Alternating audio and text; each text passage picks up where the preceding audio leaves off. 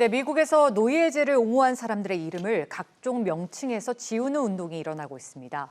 과거 인종차별을 했던 사람들을 더 이상 학교나 지역의 이름으로 부르며 기억하지 않겠다는 건데요. 오늘 자세한 내용을 최희연 기자와 알아보겠습니다. 자, 최 기자, 미국은 인물들의 이름을 딴 학교들이 참 많죠. 최근엔 이런 학교들이 좀 개명을 추진하고 있다고요?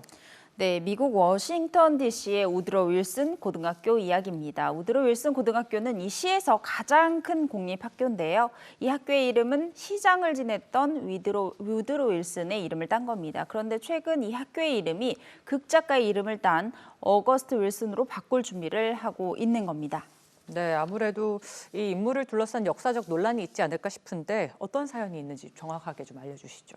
네, 쉽게 말하면 노예제를 옹호한 사람들의 흔적을 지우는 일종의 역사 바로잡기라고 볼 수 있을 것 같습니다. 예. 우드로 윌슨은 물론 이 지역에 공을 세운 정치인이었는데요. 과거 북서부 워싱턴에 많이 거주하고 있던 흑인 공동체를 해체시키는 정책을 내놓았던 사람으로 꼽히고 있습니다. 그 흑인 역사에 악영향을 미쳤던 장본인이죠. 이러한 개명 움직임은 비단 워싱턴 DC에서만 일어나는 게 아니고요. 전국적입니다. 이미 이름을 바꾼 학교들도 있고요. 또 찬반 논란으로 내홍을 겪는 지역들도 있습니다. 하지만 전체적인 방향은 뚜렷합니다. 인종을 차별하고 노예제를 옹호했던 사람을 더 이상 위인화하지 않겠다는 의지로 해석하면 될 것 같습니다. 예, 최근 미국이 인종차별 관련된 이슈가 참 많은데 바른 역사의식 고취와 함께 시민교육을 위해서라도 좀 결과를 한번 기대해 보겠습니다. 자, 요즘 미국도 대학 입시가 한창 마무리되는 시기입니다. UCLA냐 USC냐 학생들이 어떤 학교를 선택할지 행복한 비명을 지르고 있다고요? 네, 맞습니다. 이제 다음 달 초에 미국 대학 신입생들의 합격 여부가 최종으로 결정이 됩니다. 대학에 최종 합격하기 전까지 추가 합격을 기다려본 사람은 이게 얼마나 마음 졸여지는지 이해할 수 있을 텐데요. 예. LA타임즈는 그 반대 상황을 취재해서 보도했습니다. 학생들이 여러 대학교에 원서를 넣고 복수 합격을 하다 보니까 이제 선택권이 학생들에게 넘어간 겁니다. 그야말로 전세 역전이라고 볼 수 있을 것 같은데 대체 복수 합격률이 얼마나 되길래 이런 상황이 벌어지는 건가요? 네, 여기에서는 이제 두 가지 중요한 개념이 있는데요. 대학 합격률과 대학 진학률이 그겁니다. 이제 합격률은 학교의 지원자에서 합격된 학생들의 비율을 말하고요.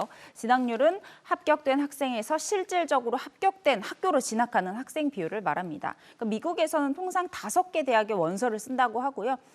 우리나라랑은 좀 차이가 있죠. 우리나라 학생들은 주로 6개를 쓰니까요.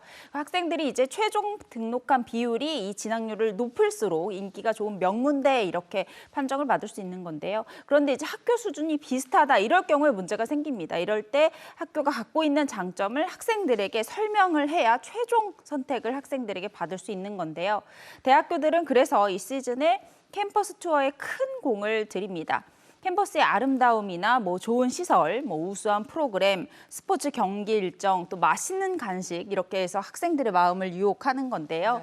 실제 이제 캠퍼스 투어를 즐길수록 그 학교를 선택할 확률이 높아진다 이런 불문율이 있다고 합니다.